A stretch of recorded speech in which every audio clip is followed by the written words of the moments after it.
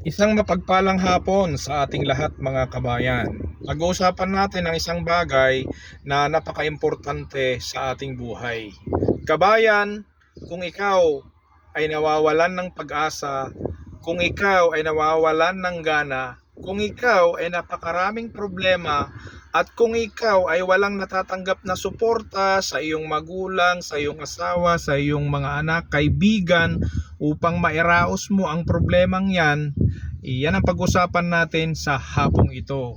Kabayan, unang-una sa lahat, kapag dumadaan ka sa ganyang bagay, lagi nating isipin, walang substitute si God sa ating buhay. Walang substitute ang wisdom ng Lord sa ating buhay. Kinakailangan nating magpasakop sa Kanya at kinakailangan nating magtiwala na mayroong lumikha sa atin. Yan lamang po ang ma-share ko sa hapong ito. God bless po sa ating lahat.